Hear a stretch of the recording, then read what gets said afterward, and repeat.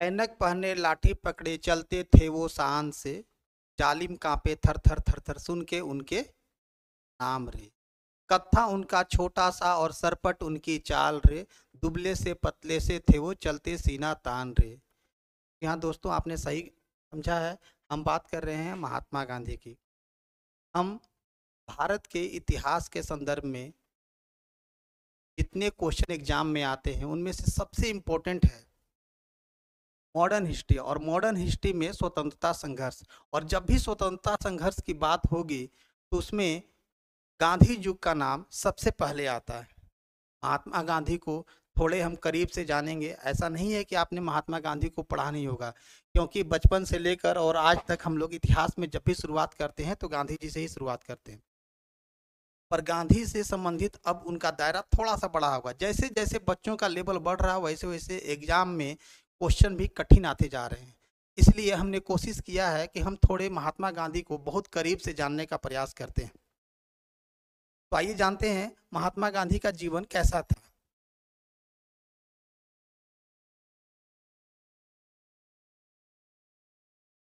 महात्मा गांधी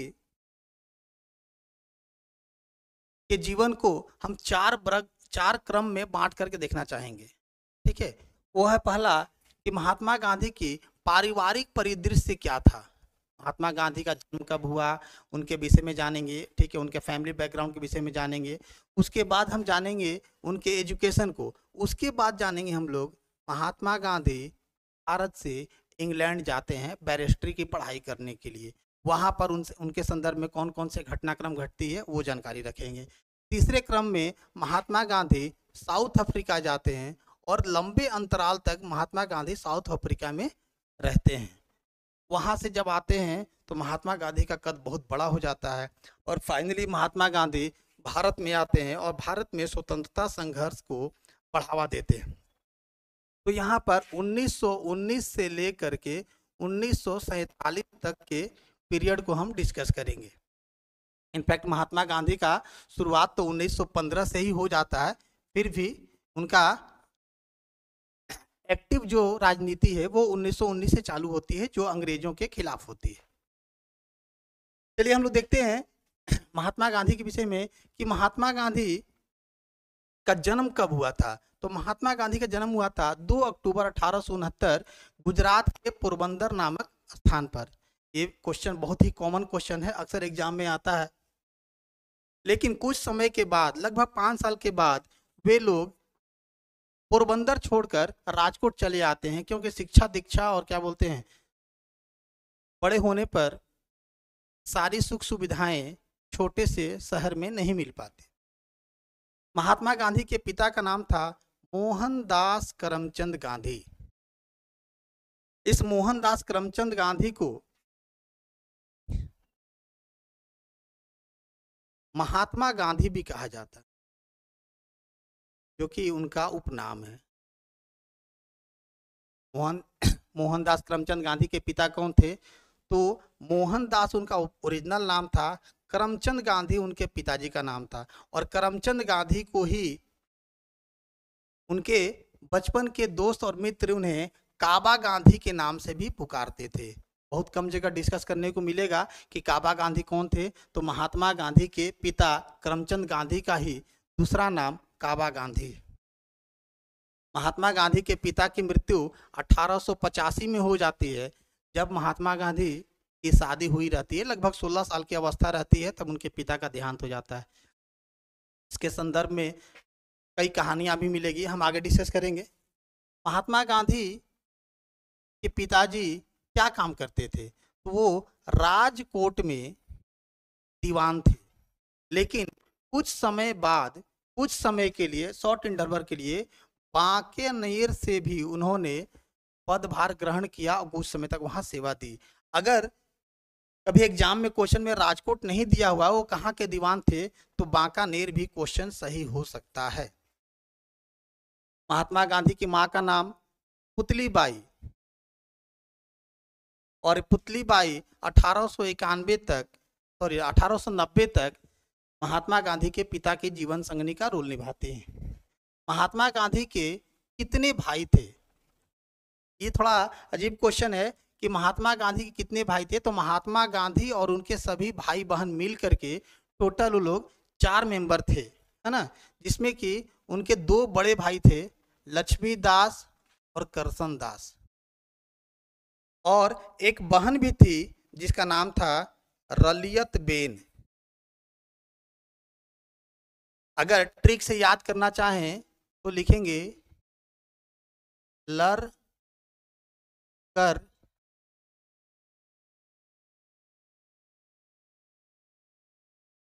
मोहन दास बने। ल से लक्ष्मीदास, र से रलियत बेन, कर से करसन दास, और मोहन लास्ट में है तो मोहनदास करमचंद गांधी। ये इनका ट्रिक है, याद रखिएगा।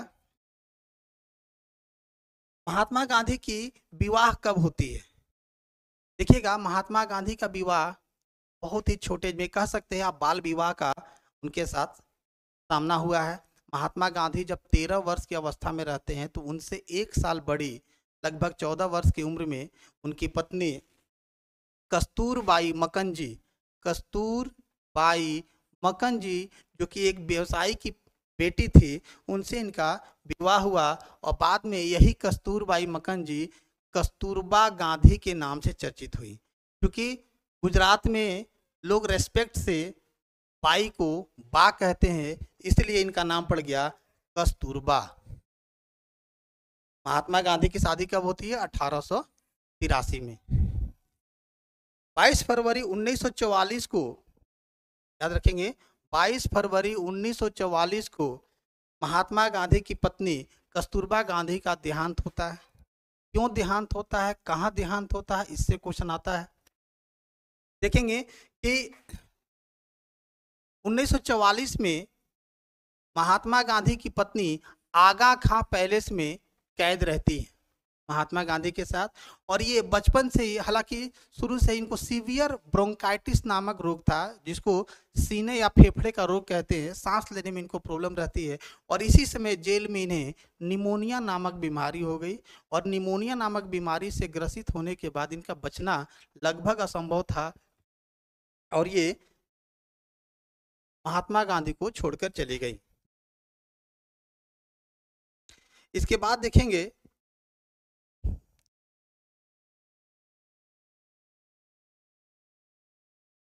महात्मा गांधी का बचपन में स्वभाव कैसा था।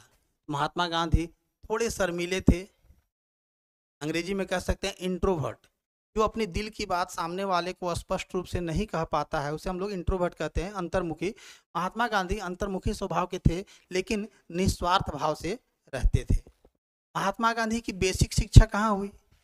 महात्मा गांधी की बेसिक शिक्षा राजकोट में ही लोकल स्कूल में होती है। महात्मा गांधी की बेसिक शिक्षा राजकोट के लोकल स्कूल में आरंभ होती है, जिसमें बेसिक शिक्षा मिलता है।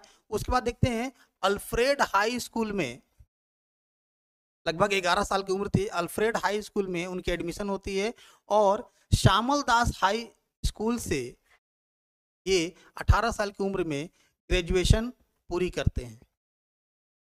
1883 में ही महात्मा गांधी की शादी हुई थी, और महात्मा गांधी की शादी एक संयुक्त विवाह रहता है, यानी कि महात्मा गांधी अकेले शादी नहीं करते हैं, महात्मा गांधी के साथ उनके भाई की भी शादी होती है।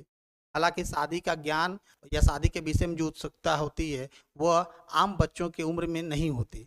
12 साल 13 साल में हमारे यहाँ बच्चे क्लास 6, 7, 8 में होते हैं, और इस समय उन्हें यह नॉलेज नहीं होता शादी क्या होती है। जब महात्मा गांधी से पूछा गया, अरे मोहनदास तुम्हारी शादी होने जा रही है, क्या करना है?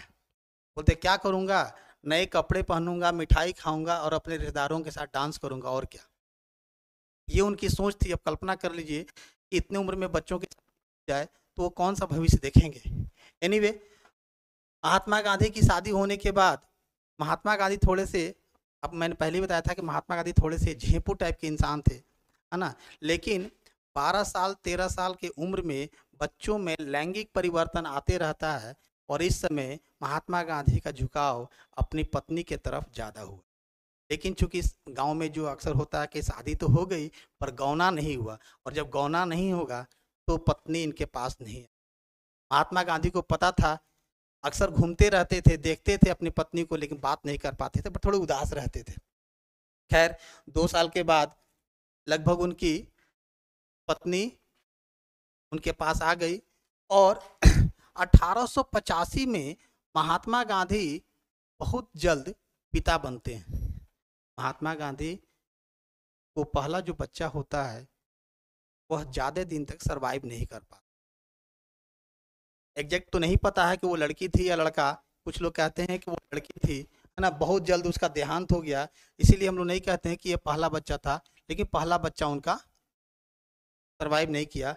महात्मा गांधी का पहला जीवित बच्चा जो था वो 1888 में लगभग 3 साल के बाद हरिलाल के रूप में पैदा हुआ। महात्मा गांधी का दूसरा बच्चा 1892 में मणिलाल हुए। तीसरे बच्चे 1897 में रामदास बने, और अंत में चौथा बच्चा 1900 ईस्वी में देवदास। अगर ट्रिक से अगर याद करें तो हम लोग कह सकते हैं, इसका हरि निकाल लें, इसका मणि निकाल लें, इसका राम निकाल लें, और इसका देव निकाल लें, तो आंसर हो जाएगा हरि मणि राम देव। हरि मणि राम देव। या दूसरा ट्रिक भी बना सकते हैं, कह सकते हैं अमरा देव। अ से हरिलाल, म से मणिलाल, रा से रामदास, देव से देवदास। इनमें हरिलाल जो थे, शायद आपको जानकर अजूबा लगेगा कि महात्मा गांधी के सबसे बड़े बेटे महात्मा गांधी के खुश नहीं रहा करते थे, और अंतिम समय महात्मा गांधी का जो सबसे बड़ा बेटा था हरिलाल, उसने अंततः इस्लाम अपना लिया। ये महात्मा गांधी के जीवन की सबसे बुरी खबर थी, और अंत में जब इनका बेटा मरा तो महात्मा गांधी और उनके परिवार से कोई भी नहीं था उनके साथ। चलिए, महात्मा गांधी के कितने बच्चे हुए? वैसे तो महात्मा गांधी की पत्नी ने 5 बच्चों को जन्म दिया, पर उनमें से 4 ही जीवित बचे। हम 4 की ही बात करते हैं। महात्मा गांधी का 5वां बेटा भी कहलाता है। महात्मा गांधी ने सेठ जमुना लाल बजाज को अपना 5वां बेटा का दर्जा दिया था। महात्मा गांधी की कोई बेटी नहीं थी, तो महात्मा गांधी ने एक बच्ची को या एक लड़की को गोद लिया। कौन थी? गोद ली हुई बेटी का नाम था लक्ष्मी गांधी। याद रखिएगा, लक्ष्मी गांधी वास्तव में देवदास गांधी की या उनके बच्चे की, चौथे बच्चे की पत्नी बनी। और ये कौन थी? श्री राजगोपालाचारी की बेटी थी। श्री राजगोपालाचारी की बेटी को उन्होंने अपनी मुंह बोली बेटी माना, और कालांतराल में उन्हीं से उनके चौथे बेटे की शादी हो जाती है। तो दोनों कंडीशन में क्वेश्चन कह सकते हैं कि उनकी बहू भी थी और उनकी मुंह बोली बेटी भी थी, और ये क्वेश्चन अक्सर एग्जाम में आता है। आगे बढ़ेंगे। महात्मा गांधी के जीवन में उनके कार्य योगदान के संदर्भ में बहुत सारे उपाधियां दी जाती है। हालांकि सारी उपाधियों को तो यहाँ पर लाया नहीं जा सकता या संकलित नहीं किया जा सकता, फिर भी जो एग्जाम में क्वेश्चन पूछे उनसे हम कुछ क्वेश्चन को लेकर के आए हैं। पहले क्वेश्चन आता है कि महात्मा गांधी को कुली की संज्ञा दी गई थी, या कुली बैरिस्टर कहते हैं। महात्मा गांधी को जब महात्मा गांधी अफ्रीका जाते हैं, और अफ्रीका में जा करके जब वहाँ पर केस लड़ने के संदर्भ में जब पहुँचते हैं, तो वहाँ पर वहाँ के जो मजिस्ट्रेट थे उन्होंने कहा कि तुम अपने पगड़ी हटा लो, क्योंकि महात्मा गांधी उसमें पगड़ी लगा कर गए थे, ठीक है। और हमारे यहाँ पगड़ी को सम्मान सूचक शब्द माना जाता है, और वहाँ पर पगड़ी हटाने को कहा गया। भरी महफिल में या भरे कोर्ट में महात्मा गांधी ने पगड़ी हटाने से इनकार कर दिया। तो महात्मा गांधी को जो वहाँ का लोकल लैंग्वेज होगा, you bloody coolie barrister go from here कह करके वहाँ से निकाल दिया गया, और महात्मा गांधी गुस्से में वहाँ से जाने लगे। पर महात्मा गांधी को जो दोस्त या कह सकते हैं कि जो जिनके केस लड़ने के लिए महात्मा गांधी गए थे, उन्होंने उन्हें मना बुझा करके फिर से वापस आया। तो सबसे क्वेश्चन आता है कि कुली की संज्ञा या कुली बैरिस्टर किसे कहा जाता है, तो महात्मा गांधी को। और ये कहाँ उपाधि मिली, साउथ अफ्रीका में। उसके बाद महात्मा गांधी को साउथ अफ्रीका में ही उनके सहयोगी मित्र कर्मवीर कहते थे, क्योंकि महात्मा गांधी अपने कर्म को लेकर के बहुत ही ईमानदारी से कार्य करते थे। अगर कोई व्यक्ति कर्मशील होता है, निश्चित रूप से वो सफलता प्राप्त करता है, चाहे हम हो या कोई और हो। उसके बाद है केसर ए हिंद, महात्मा गांधी का सबसे पॉपुलर और सबसे विवादित उपाधि केसरे हिंद। केसरे हिंद की उपाधि ब्रिटिश सरकार ने 1915 में महात्मा गांधी को दी।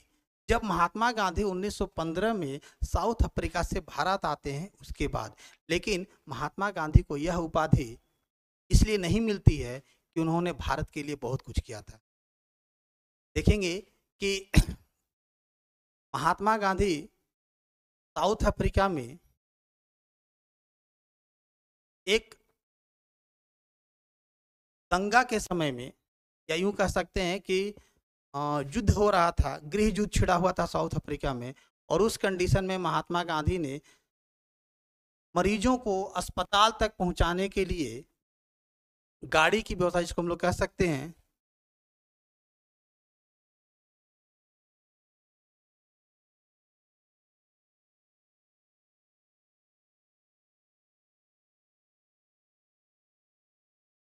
साउथ अफ्रीका में बोअर युद्ध चल रहा था, वहाँ का क्षेत्रीय विद्रोह था, और बोअर युद्ध के संदर्भ में और जुलू विद्रोह के संदर्भ में वहाँ पर एम्बुलेंस सेवा देने के कारण महात्मा गांधी को भारत में 1915 में ये केसरे हिंद की उपाधि दी गई। केसरे हिंद बहुत बड़ी उपाधि थी, जो कि अक्सर महाराजा या ब्रिटेन के सम्राट को दिया जाता था। उसके बाद देखते हैं कि महात्मा गांधी को भर्ती वाला सार्जेंट भी कहा जाता है, रिक्रूटिंग एजेंट कहा जाता है। क्यों ये कहा जाता है कि 1914 से 19 के बीच जो प्रथम विश्व युद्ध चल रहा था, उस विश्व युद्ध में महात्मा गांधी ने या महात्मा गांधी के कहने पर बहुत सारे भारतीय व्यक्ति ने ब्रिटिश आर्मी को ज्वाइन किया और उनके साथ कंधा से कंधा मिलाकर लड़ा। इसलिए महात्मा गांधी को भर्ती वाला सार्जेंट या रिक्रूटिंग एजेंट भी कहा जाता है। सेवाग्राम का संत, सेवाग्राम का संत किसे कहा जाता है, महात्मा गांधी को। क्यों कहा जाता है, जब महात्मा गांधी 1915 में आते हैं और भारत में आकर जब महात्मा गांधी साबरमती आश्रम को स्थापित करते हैं और साबरमती आश्रम में रहने लगते हैं, तो उनके आश्रम के लोग इन्हें प्यार से उनकी सेवा भक्ति देख करके इन्हें संत की उपाधि देते हैं कि सेवाग्राम का अगर कोई संत है तो वो महात्मा गांधी है। लेकिन महात्मा की उपाधि किसने दी, सर रविन्द्रनाथ टैगोर ने 1917 में महात्मा गांधी को महात्मा की उपाधि थी, और यहीं से मोहनदास करमचंद गांधी का नाम शॉर्ट में महात्मा गांधी पड़ गया और काफी चर्चित भी रहा। ठीक है, महात्मा गांधी के एक अन्य नाम मिलता है, महात्मा गांधी का अन्य नाम क्या मिलता है, मलंग गांधी, मलंग बाबा। इस मलंग का अर्थ क्या होता है, मलंग का अर्थ होता है नग्न, इसलिए इन्हें नग्न संत भी कहा जाता है। तो ये नग्न संत या मलंग बाबा की उपाधि महात्मा गांधी को कब मिली, 1930 के आसपास, है ना। नॉर्थ वेस्ट फ्रंटियर एजेंसी कह सकते हैं, उत्तर पश्चिम सीमांत प्रांत, ये आंसर सबसे सही आंसर है। लेकिन अगर ये ऑप्शन में नहीं है तो कह सकते हैं पश्चिमी कबायली लोगों के द्वारा, पश्चिमी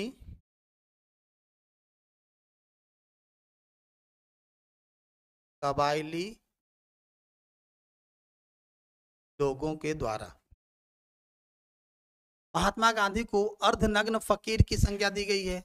अर्धनग्न फकीर या देशद्रोही फकीर की संज्ञा दी गई है। यह देशद्रोही फकीर की संज्ञा महात्मा गांधी को किसने दी, तो देखेंगे हिस्ट्री में जब आगे हम लोग डिस्कस करेंगे तो 1930, 31, 32 जब ब्रिटेन में गोलमेज सम्मेलन होता है, उसमें द्वितीय गोलमेज सम्मेलन में महात्मा गांधी लंदन जाते हैं और वहाँ पर सीढ़ियों पर चढ़ते समय महात्मा गांधी को चर्चिल ने अर्धनग्न या हाफ नेकेड फकीर कहा, क्योंकि ये अंग्रेजों के खिलाफ लड़ रहे थे, इसीलिए अंग्रेज इन्हें देशद्रोही भी कहते थे। तो देशद्रोही फकीर या कह सकते हैं आप कि अर्धनग्न फकीर कौन थे?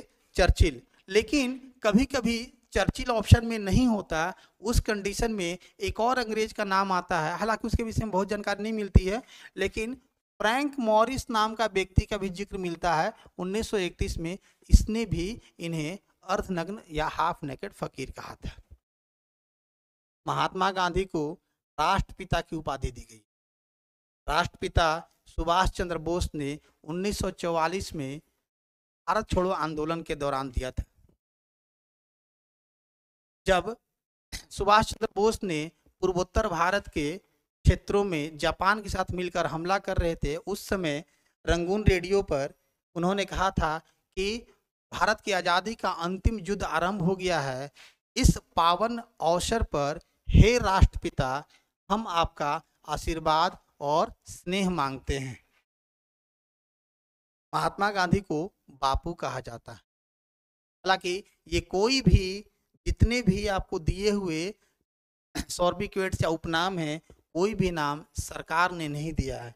महात्मा गांधी को बापू का नाम जवाहरलाल नेहरू ने दिया। हालांकि इस पर कुछ विवाद भी है, पर बचपन से हम पढ़ते आ रहे हैं कि जब जब क्वेश्चन आता है कि बापू किसने कहा, तो जवाहरलाल नेहरू ने। उसके बाद इन्हें भिखारियों का राजा भी कहा जाता है। यह स्वतंत्रता सेनानी मदन मोहन मालवीय के द्वारा दिया गया। भारत में आधुनिक युग के अजात शत्रु, अजात शत्रु किसको कहते हैं? अजात शत्रु वह व्यक्ति जिसका कोई भी शत्रु नहीं होता, और इसीलिए आधुनिक युग के अजात शत्रु की संज्ञा दी गई राजेंद्र प्रसाद के द्वारा। फिर देखेंगे कि महात्मा गांधी को भारत में अंग्रेजों ने, खासकर कह सकते हैं लॉर्ड माउंटबेटन, जो कि भारत के अंतिम अंग्रेज गवर्नर जनरल या वायसराय थे, या कह सकते हैं आप कि मुख्य रूप से भारत के अंग्रेजी प्रशासक थे या स्वतंत्र भारत के पहले वायसराय थे, तो उन्होंने क्या कहा था? One man boundary force. ये कब कहा था? जिस समय भारत में आज़ादी के समय दंगे भड़के हुए थे और कलकत्ता में लाखों हजारों की संख्या में लोग मर कट रहे थे, हिंदू मुस्लिम में दंगे फैले हुए थे, उस समय कोई भी बंदा कलकत्ता नहीं जाना चाहता था। लेकिन महात्मा गांधी ने कहा कि आज़ादी का संदर्भ है, आप लोग आज़ादी संभालिए, मैं अपने देश को संभालता हूं। और महात्मा गांधी फोर्स के मना करने के बावजूद, बिना किसी सिक्योरिटी के, महात्मा गांधी कलकत्ता जाते हैं और कलकत्ता में जहाँ जहाँ दंगा होता है वहाँ से दौरा करते हैं और दंगा रुक जाता है। ये महात्मा गांधी का प्रभाव था। निर्विवाद रूप से महात्मा गांधी भारत के सबसे बड़े क्रांतिकारी और सेनानी थे। महात्मा गांधी को माउंटबेटन ने इसलिए कहा था कि जो पूरा फोर्स नहीं कर सकता वह अकेले महात्मा गांधी ने किया कर दिया। He is real one man boundary force. ठीक है, इसके बाद से हम लोग डिस्कस करेंगे महात्मा गांधी के जीवन पर किसका किसका प्रभाव पड़ा या महात्मा गांधी किससे प्रभावित पड़े हुए। महात्मा गांधी के जीवन पर कई लोगों का प्रभाव था। आप ये कह सकते हैं महात्मा गांधी चूंकि बहुत इमोशनल व्यक्ति थे, इसलिए उनके माता पिता का तो प्रभाव था ही, लेकिन उनके लाइफ में कई विदेशी लोगों का भी प्रभाव पड़ा। महात्मा गांधी सबसे ज़्यादा अगर किसी को पसंद करते थे तो अपने पिता और माँ को। एक बार की बात है, महात्मा गांधी, जो कि अक्सर जो छोटे बच्चे या स्कूल के बच्चे, महात्मा गांधी शुरू से बहुत अच्छे स्टूडेंट नहीं थे और महात्मा गांधी बहुत महान बच्चे भी नहीं थे, क्योंकि अक्सर कहा जाता है कि होनहार बीरबान के होत चिकने पात। लेकिन महात्मा गांधी आम बच्चे से थोड़े से अलग होते गए। कब? जब उनके लाइफ में संघर्ष बढ़ता गया। महात्मा गांधी भागने की अपेक्षा लड़ने के लिए तैयार रहते थे। महात्मा गांधी एक बार स्कूल में जाते हैं और परीक्षा देने क्रम में तो महात्मा गांधी को बोला जाता है कि भाई सब कोई चीटिंग कर रहा, तुम भी चीटिंग कर लो। अंग्रेजी का एग्जाम की परीक्षा थी और सारे लोग कर रहे थे। उसी समय उनके टीचर ने कहा, अरे मोहनदास, तुम क्यों बैठे हो, फेल हो जाओगे। महात्मा गांधी ने कहा, मैं चीटिंग नहीं करूंगा। ये उनकी सादगी और उनके माता पिता का शिक्षा था कि महात्मा गांधी बचपन में कैसे प्रभावित थे। तो गांव देहात में क्या होता है कि गांव देहात में लोग पहले कथा प्रवचन चलता था या नाटक या नौटंकी होता था तो लोग देखने जाते थे। महात्मा गांधी बचपन में श्रवण कुमार और राजा हरिश्चंद्र की कहानियां और नाटक देखा करते थे। इसलिए महात्मा गांधी के जीवन पर हरिश्चंद्र और श्रवण कुमार का विशेष प्रभाव था। हरिश्चंद्र की कहानी सुनकर ही महात्मा गांधी बचपन से सत्य बोलने और अपने सत्य को झेलने के लिए हर तकलीफ उठाने को तैयार रहते थे। लेकिन जब महात्मा गांधी साउथ अफ्रीका पहुंचते हैं तो महात्मा गांधी के जीवन में बहुत कुछ बदल जाता है। ऐसा नहीं है कि अचानक से बदल जाता है। महात्मा गांधी के लाइफ में ऐसे ऐसे घटनाएं घटी हैं जिसको सुनकर लगता है कि he was a real hero. Mahatma Gandhi पर किसका किसका प्रभाव था, तो लियो टोल्स्टॉय। महात्मा गांधी के जीवन पर सबसे ज्यादा प्रभाव अगर किसी का पड़ा तो वो कौन थे, लियो टोल्स्टॉय थे। ये कहाँ के रहने वाले थे, तो ये रूस के रहने वाले थे। इनका एक पुस्तक था द किंगडम ऑफ सॉरी, ये गोद लिखा गया, गॉड होगा, the kingdom of God is with in you. इसका मतलब कि भगवान आपके अंदर है। और महात्मा गांधी इस पुस्तक को पढ़ते हैं और उस पुस्तक को पढ़ने के बाद महात्मा गांधी के व्यक्तित्व में काफ़ी बदलाव आता है। और महात्मा गांधी ये समझने लगते हैं कि सही में हर इंसान के अंदर भगवान है, तो हम भगवान को मंदिर, मस्जिद या गुरुद्वारे में क्यों खोजते हैं। कह सकते हैं कि लियो टोल्स्टॉय की सादगी और पवित्रता से महात्मा गांधी सर्वाधिक प्रभावित हुए। और ये क्वेश्चन बार बार आता है कि इन चार में से महात्मा गांधी किससे प्रभावित थे, तो ये सारे नाम से प्रभावित थे, पर उनमें सबसे पहले लियो टोल्स्टॉय जो कि रूसी व्यक्ति थे। उसके बाद नाम आता है डेविड थोरो जो कि अमेरिकन दार्शनिक थे। कह सकते हैं कि महात्मा गांधी भारत में या क्या बोलते हैं अपने क्रांतिकारी जीवन में जो सविनय अवज्ञा का विचार लेते हैं वो डेविड थोरो से प्रभावित था। सविनय अवज्ञा का मतलब क्या होता है, विनय के साथ, बीइंग रेस्पेक्टिव, किसी के बात को न मानना कि मैं आपकी बात को नहीं मान सकता, मुझे माफ कीजिए। उसके बाद देखेंगे सुकरात जो कि यूनान के दार्शनिक थे। इन्होंने सत्य के लिए जहर पीना स्वीकार किया पर झूठ बोलना स्वीकार नहीं किया। महात्मा गांधी इनसे काफ़ी प्रभावित थे। कह सकते हैं कि यूरोप में पश्चिमी दर्शन का ये जनक थे। आज भी सुकरात का नाम सबसे ज़्यादा महत्वपूर्ण व्यक्तियों के संदर्भ में था कि यूरोप में अगर क्रांतिकारी विचारधारा लाए वो सुकरात थे। उसके बाद देखेंगे रस्किन, जिन्हें जॉन रस्किन कहा जाता है। ये ब्रिटेन के थे। इनकी एक बुक थी अनटू द लास्ट। इस बुक में महात्मा गांधी ने पढ़ा था कि रस्किन कहते हैं कि सबसे निचले व्यक्ति का कल्याण अगर होता है तो ही माना जाएगा कि सबसे ऊपरी स्तर पर बैठा हुआ व्यक्ति का कल्याण होगा। यानी कह सकते हैं कि अगर गरीबों का विकास होता है, गरीबों या निचले पायदान पे खड़े व्यक्तियों का विकास होता है तो ही देश का या समाज का विकास हो सकता है, अदरवाइज विकास संभव नहीं है। किसी देश में गरीब, असहाय, पीड़ित, दबे कुचले व्यक्ति अगर हैं तो ये कहीं ना कहीं अमीरों की भी जिम्मेदारी बनती है कि इन लोगों का विकास करें। जॉन रस्किन से महात्मा गांधी ने क्या क्या सीखा। महात्मा गांधी ने सीखा भूख हड़ताल का कॉन्सेप्ट। महात्मा गांधी जब भी कोई बात होता था और अंग्रेज बात नहीं मानते थे या उनके ऊपर लांछन लगाया जाता था कि आपने दंगा फैलाया है, तो वो भूख हड़ताल या उपवास करने पर बैठ जाते थे और अंततः महात्मा गांधी की बात को अंग्रेज मान जाते थे। इन्हीं के फिनिक्स फॉर्म का विचार भी इनसे प्रेरित है। उसके बाद देखेंगे आइंस्टाइन जो कि जर्मनी के महान वैज्ञानिक भी थे। इनसे ये कह सकते हैं ये कौन थे, तो महात्मा गांधी के पत्र मित्र।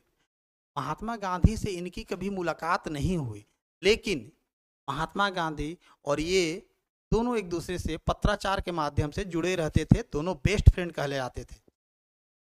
लेकिन अहिंसा का पाठ महात्मा गांधी को किससे मिला? आइंस्टाइन से, ठीक है, 1939 में। इसमें क्या था, महात्मा गांधी ने कहा था कि आने वाली पीढ़ियां, 100-200 सालों के बाद आने वाली पीढ़ियां शायद ही इस बात पर यकीन कर पाएंगी कि इस तरह का हाड़ मांस का बना हुआ कोई व्यक्ति इस धरती पर या पृथ्वी पर कभी रहा होगा। हालांकि आइंस्टीन और गांधी जी की कभी मुलाकात नहीं होती। उसके बाद देखेंगे हम लोग, महात्मा गांधी अपने लाइफ में कई बार जेल जाते हैं इस संघर्ष के दौरान, चाहे वो साउथ अफ्रीका हो, चाहे वो इंडिया हो, कई बार जेल जाते हैं। कहा जाता है कि महात्मा गांधी को कितनी बार जेल या कितनी बार सजा हुई, ठीक है, तो महात्मा गांधी को कुल 11 बार जेल की सजा हुई, जिसमें से लगभग 6 बार दक्षिण अफ्रीका में और 5 बार भारत में जेल की सजा दी गई। हालांकि कहीं कहीं इस पर विवाद हो जाता है, क्योंकि कई बार महात्मा गांधी को दंड दिया गया, जेल की सजा हुई और फिर उन्हें छोड़ दिया गया। कुल 11 साल की सजा इनको सुनाई गई, लेकिन 6 साल जेल में रहे, बाकी की सजा इनकी माफ हो गई, यानी कि वो समय से पहले छूट गए। महात्मा गांधी से क्वेश्चन आता है, महात्मा गांधी पहली बार जेल कब गए या जेल कहाँ गए? तो महात्मा गांधी पहली बार साउथ अफ्रीका में ट्रांसवाल नामक क्षेत्र में 10 जनवरी 1908 को पहली बार जेल जाते हैं। जेल क्यों जाते हैं? क्योंकि वहाँ पर नियम था कि अगर कोई व्यक्ति साउथ अफ्रीका के ट्रांसवाल में रहता है तो उसको रजिस्ट्रेशन कराना होता, पंजीकरण नंबर रखना होता है, और अगर कोई अंग्रेज अधिकारी या कोई सिस्टम का व्यक्ति मांगता था तो आपको वो रजिस्ट्रेशन या पंजीकरण नंबर दिखलाना होता था, और महात्मा गांधी ने करवाया नहीं था। तो वहाँ से फरमान आया कि या तो आप पंजीकरण करवा लो या फिर यह क्षेत्र छोड़ दो। महात्मा गांधी दोनों में असमर्थ थे, इसलिए महात्मा गांधी को पहली बार जेल हुआ। महात्मा गांधी भारत में पहली बार जेल कब गए? कह सकते हैं कि भारत में जेल निश्चित रूप से जब महात्मा गांधी 1915 में आते हैं और अंग्रेजों के खिलाफ 1919 के बाद खड़े होते हैं, तो 1919 के बाद ही इनको यह घटना घटी होगी। 18 मार्च 1922 को राजद्रोह के अपराध में महात्मा गांधी को पुणे की यरवदा जेल में 2 साल के लिए कैद की सजा सुनाई गई थी, और महात्मा गांधी 5 फरवरी 1924 को छूट गए। महात्मा गांधी पर जो मुकदमा चला वो कहाँ चला था? अहमदाबाद सर्किट हाउस में। और जिस जज ने महात्मा गांधी को भारत में पहली बार जेल भेजा था या सुनवाई की थी, उसका नाम था ब्रूमफील्ड। क्वेश्चन बहुत इंपॉर्टेंट है, अक्सर क्वेश्चन आता है एग्जाम में कि किस व्यक्ति ने महात्मा गांधी को पहली बार जेल की सजा दी, तो ब्रूमफील्ड ने। और क्यों जेल की सजा हुई इन्हें? क्योंकि यंग इंडिया नामक पुस्तक में महात्मा गांधी ने 3 लेख लिखे थे, और उस लेख में महात्मा गांधी के ऊपर राजद्रोह का अपराध लगा दिया गया। ठीक है, उसके बाद कहते हैं कि महात्मा गांधी किससे किससे प्रभावित थे। ये क्वेश्चन देखिएगा, यहाँ पर मिस हो गया कि महात्मा गांधी अगर किसी धर्म से प्रभावित थे तो उनके लाइफ में बौद्ध धर्म और जैन धर्म दोनों से क्वेश्चन आता है, क्योंकि महात्मा गांधी के जीवन में जैन धर्म और बौद्ध धर्म। क्यों? क्योंकि महात्मा गांधी के लाइफ में अहिंसा सबसे बहुमूल्य चीज था, और अहिंसा बौद्ध धर्म और जैन धर्म दोनों में लिखा हुआ है कि खासकर सबसे कठिन अहिंसा का पाठ या क्या बोलते हैं फॉलो करना जैन धर्म में होता है ना। और कह सकते हैं कि महात्मा गांधी कहीं ना कहीं जैन धर्म और बौद्ध धर्म दोनों से प्रभावित थे, इसीलिए सभी धर्मों को लेके चला करते थे। जैन धर्म में तो इतना तक कहा गया कि आपको एग्रीकल्चर या खेती नहीं करना, क्योंकि खेती करने से कई सारे जीव जंतु मर जाते हैं, कीड़े मकोड़े मर जाते हैं। नंगे पांव चलना है क्योंकि आपके पैर से कुचल करके कोई जानवर मर ना जाए। ठीक है, चलिए गांधी जी के लाइफ में हथियार और अस्त्र शस्त्र कौन कौन थे? महात्मा गांधी कौन सा, महात्मा गांधी ने भारत को बिना किसी हथियार के और बिना किसी औजार के अंग्रेजों से लोहा लिया। सिर्फ भारत ही नहीं, भारत से बाहर विदेश में, साउथ अफ्रीका में, जो कि उनका अपना देश नहीं रहता है, जहां पर बिल्कुल अकेले रहते हैं, कोई पहचानने वाला व्यक्ति नहीं है, फिर भी महात्मा गांधी साउथ अफ्रीका में अपने बल के, आंतरिक बल के कारण टिकते हैं और उन्होंने अंग्रेजों को बैकफुट पर जाने पर विवश किया। लेकिन महात्मा गांधी के पास हथियार थे। वो हथियार कैसे थे जिस पर अंग्रेजी सरकार ने कभी रोक नहीं लगाया। गांधी जी के लाइफ में अस्त्र शस्त्र और हथियार कौन कौन से थे, इससे क्वेश्चन आता है। तो पहला चीज, महात्मा गांधी कौन सा हथियार लेके चलते थे? एक आपने देखा होगा, लाठी। लेकिन लाठी पर रोक नहीं लगा सकती क्योंकि बुढ़ापे का सहारा लाठी ही होता है। इससे भी क्वेश्चन डिस्कस होगा कि महात्मा गांधी ने लाठी को हथियार कब बनाया या लाठी कब से धारण की। खैर, पहली बात करते हैं, महात्मा गांधी का सबसे पहला जो क्या बोलते हथियार था, वो था उपवास, यानी फास्टिंग। बात बात पर रूठ जाते थे और अंग्रेजों के खिलाफ या किसी के खिलाफ उपवास में बैठ जाते थे कि मेरी बात मानो अन्यथा मैं भूखा रहूंगा। ठीक है, महात्मा गांधी ने कुल 18 उपवास अपने लाइफ में किए और उनमें से पहला जो उपवास था वो कहाँ हुआ? फिनिक्स, साउथ अफ्रीका में। ठीक है, भारत में सबसे लंबा उपवास उनका 21 दिन का रहा। ठीक है, और दक्षिण अफ्रीका में उन्होंने टोटल कितने उपवास किए थे? 3। इसके अलावा महात्मा गांधी का हथियार था अहिंसा, यानी कि कभी हम हिंसा नहीं करेंगे। अगर कोई व्यक्ति मेरे एक गाल पे तमाचा मार देता है तो हम अपना गाल दूसरा बढ़ा देंगे ताकि उसका हृदय परिवर्तन हो सके। लेकिन महात्मा गांधी ने कभी हथियार नहीं उठाए।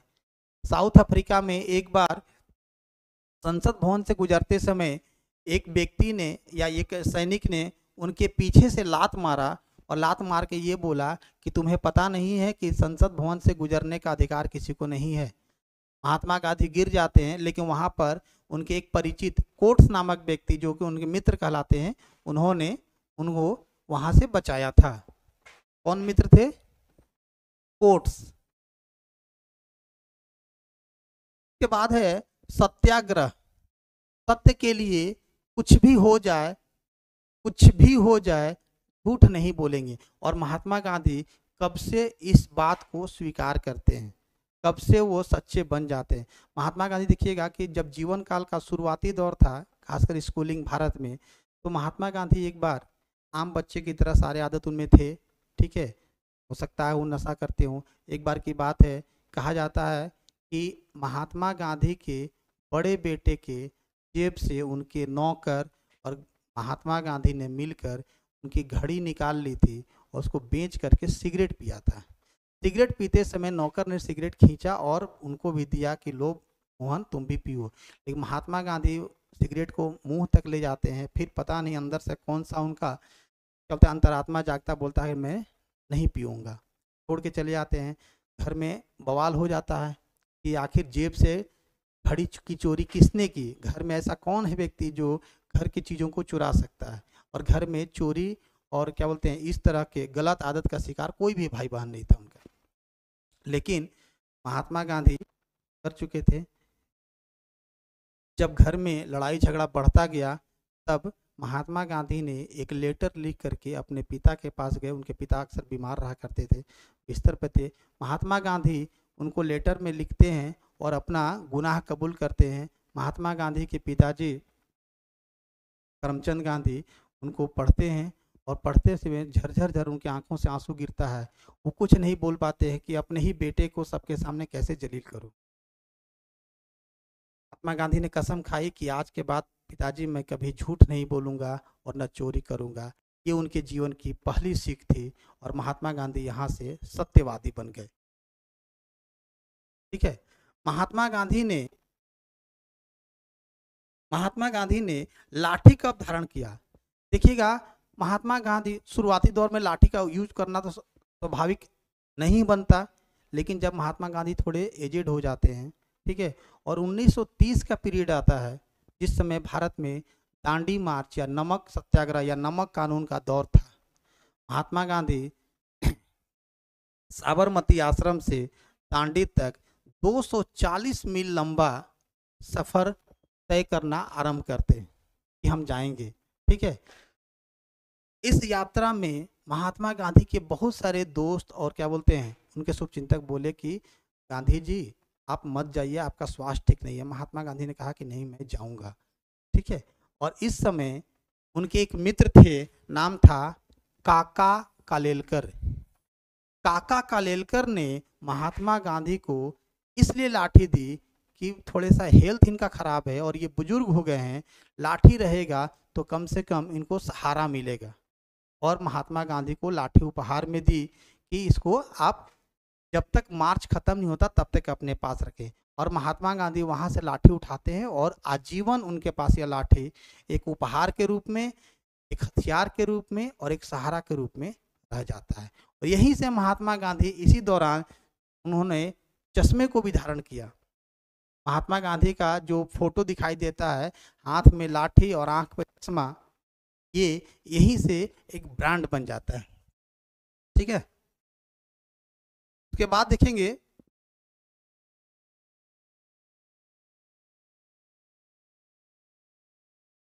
देखेंगे हम लोग कि महात्मा गांधी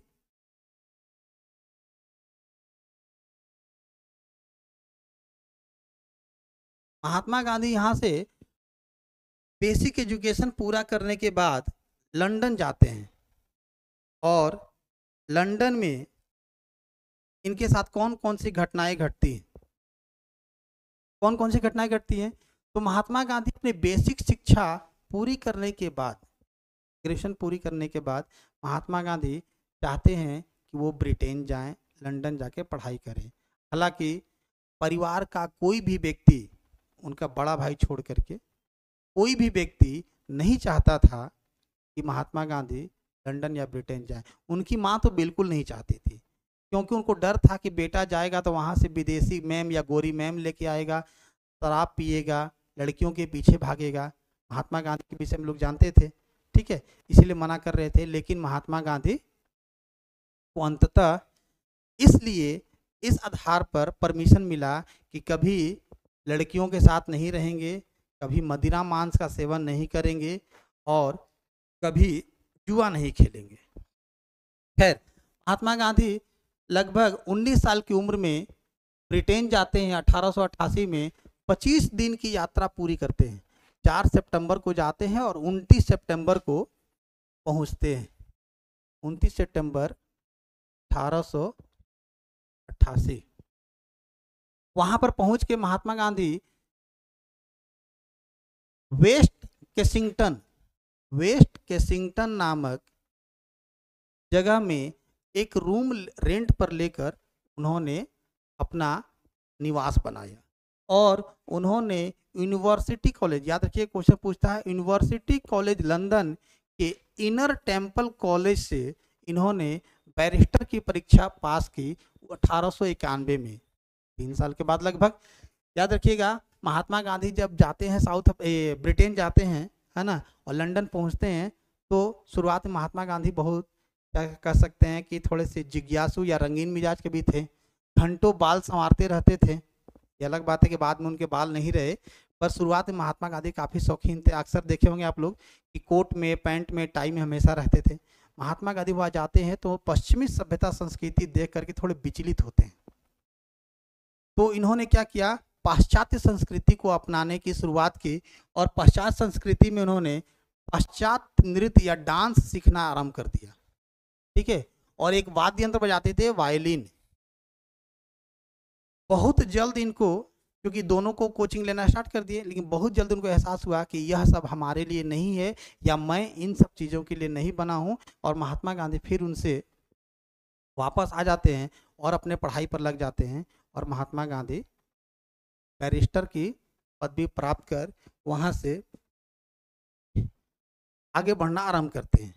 महात्मा गांधी जब ब्रिटेन जाते हैं तो भोजन की सबसे बड़ी दिक्कत होती है, क्योंकि उन्हें अधिकतर जगह में यूरोप में लोग मांस मछली खाते हैं, और इन्होंने तो वादा किया था कि हमको घर में यहाँ ब्रिटेन में मांस मछली नहीं खाना है, मदिरा सेवन नहीं करना है।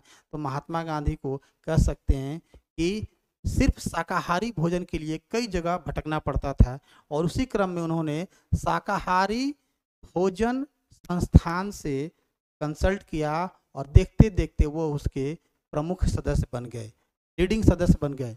ठीक है, महात्मा गांधी को कह सकते हैं शाकाहारी भोजन की नींव कहाँ पड़ी, तो ब्रिटेन में, लंदन में। और उसी लंदन में महात्मा गांधी देखिएगा 1968 में जब उनकी जन्म शताब्दी, महात्मा गांधी की जन्म कब हुआ था, 1869 2 अक्टूबर। और 1968 में जब 100 साल पूरा हुआ, वहां पर टेविस्टॉक स्क्वायर में महात्मा गांधी की एक कांस्य प्रतिमा लगाई गई। क्वेश्चन पूछता है एग्जाम में कि महात्मा गांधी के जन्म शती पर या जन्म के 100 साल पूरे होने पर कहां पर गांधी की कांस्य प्रतिमा लगी, टेविस्टॉक स्क्वायर में, ब्रिटेन में ही पार्लियामेंट में, यानी पार्लियामेंट स्क्वायर में, लंदन में 14 मार्च 2015 को 9 फीट ऊंची कांस्य की मूर्ति लगाई गई। जिस व्यक्ति को ब्रिटेन शुरू से चाहता था कि भारत में या साउथ अफ्रीका में महात्मा गांधी उनसे हट जाएं मार्ग से, महात्मा गांधी मर जाएं, उस व्यक्ति की मूर्ति, महात्मा गांधी की मूर्ति अंग्रेजों को अपने संसद भवन, अपने मार्ग, अपने होटल और कई ऐतिहासिक स्थलों पर लगाने के लिए विवश होना पड़ा। ये था महात्मा गांधी की विचारधारा। भारत में महात्मा गांधी की सबसे बड़ी प्रतिमा कहां पर लगी है, ये क्वेश्चन अक्सर पूछता है कि सबसे ऊंची प्रतिमा, हालांकि विश्व के लगभग 80 से 100 देशों में महात्मा गांधी के नाम की मूर्ति, महात्मा गांधी के नाम पर सड़कों का नामकरण किया गया है, लेकिन कह सकते हैं कि भारत में, निश्चित रूप से भारत के संत थे तो भारत में ही होगा, लेकिन भारत से बाहर भी पूछा जाता है कि भारत से बाहर किस देश में महात्मा गांधी की सबसे ज्यादा मूर्ति लगी हुई है। खैर, हम बात कर रहे थे कि भारत में गांधी की सबसे बड़ी प्रतिमा बिहार के पटना में 70 फीट, जिसमें कि 30 फीट का बेस है और 40 फीट उसकी मूर्ति की ऊंचाई है। कह सकते हैं 40 फुट ऊंची कांस्य की प्रतिमा लगी है। भारत के संसद भवन में 16 फीट की मूर्ति है, और यह मूर्ति कब लगी, 1993 से। ये भी क्वेश्चन पूछा जा सकता है एग्जाम में कि भारत के संसद में पहला व्यक्ति थे जिनकी मूर्ति लगी, तो कब लगी, 1993 में। और इस मूर्ति का मूर्तिकार कौन था, रामा बी सुतार, रामा बी सुतार, इस व्यक्ति ने मूर्ति को बनाया था। भारत के बाहर महात्मा गांधी की सर्वाधिक प्रतिमा और सबसे बड़ी प्रतिमा कहाँ लगी है, तो कह सकते हैं अमेरिका में। क्योंकि महात्मा गांधी स्वतंत्रता संग्राम के दौरान या उससे पहले या उसके बाद में कभी अमेरिका नहीं जाते हैं, लेकिन अमेरिका के लोग महात्मा गांधी को बहुत मानते हैं। चलिए, महात्मा गांधी के विषय में इस टॉपिक हमने देखा।